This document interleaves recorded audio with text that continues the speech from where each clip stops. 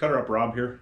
Just wanted to do a video on rockers on 24 valve Cummins. Had lots of guys in the last while that have bought engines and not inspected rockers, or guys not inspecting rockers, period, for that matter.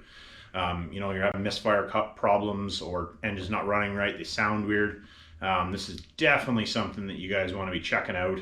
You're doing injectors, doing valve sets. We pull them off and check them because lots of times they get galled up. So bring you guys back in the shop here and show you what I'm talking about and how to fix it, as long as they're not too bad.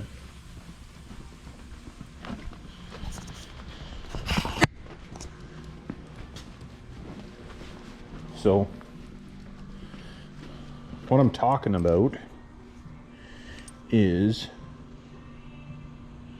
inside there. You can see it's all galled up inside there.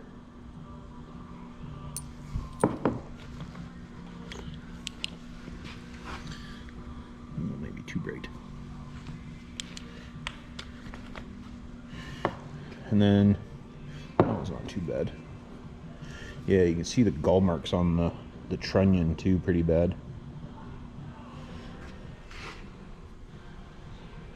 Shiny, so they're hard to see, but they're really bad for it. This one's pretty bad. Yeah, that one there. So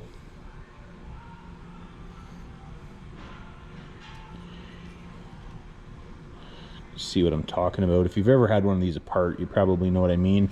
So lots of times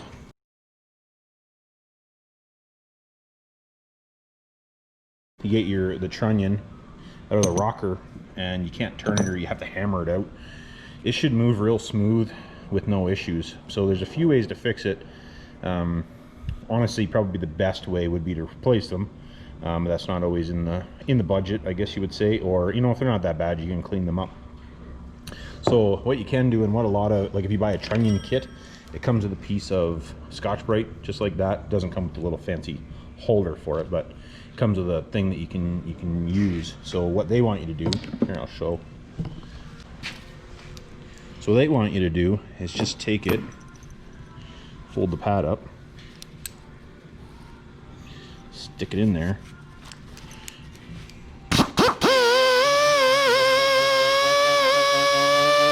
They just want you to buff it like that, which, don't get me wrong, it does help, but you can see like the marks are still definitely pretty prominent. Personally, the way that I recommend doing it is you can buy a set of these. Most auto parts store will have them. Might not be that brand, but it'll come with 2 3s and then one set of 2s. The 2s is the small enough one to do that, and you can run this in there, and it actually takes the high spots off. That's the only thing with doing it with Scotch-Brite. Doing it with Scotch-Brite is it doesn't knock high spots off. It just polishes it. So you want to make sure you get those high spots knocked off. Otherwise, if you're, you know, you can, you know, even if you get the trunnion cleaned up, and all I do for that is you take a file, knock the high points off with a good file, and then a piece of sandpaper, and you can get them off. You know, if I'm in a bind, I'll actually put it in the lathe and spin it up in the lathe, but there again, not everybody has a lathe, so that poses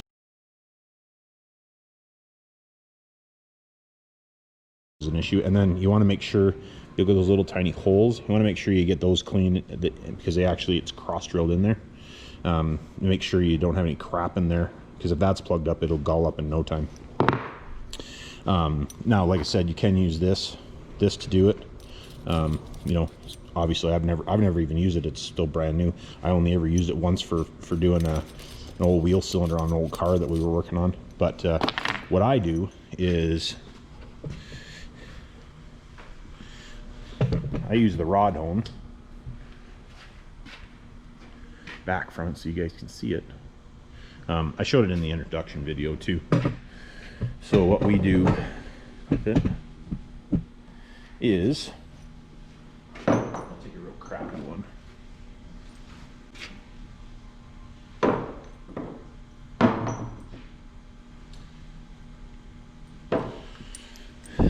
So I'll show you guys. There again, the light kind of sucks here, but we'll see if I can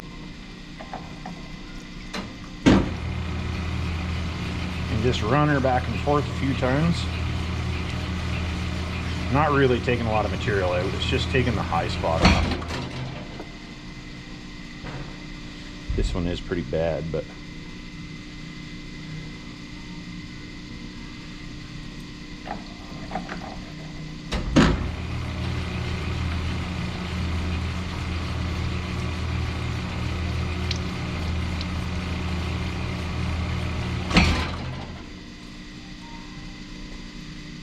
way better. The oil out of it. Hopefully this helps some people out, and hopefully help some running issues, you know, or issues down the road. They can get bad enough to hold valves open and, you know, whack valves and bend push rods and stuff. So you don't want to do that, obviously. So yeah, have a good one, guys.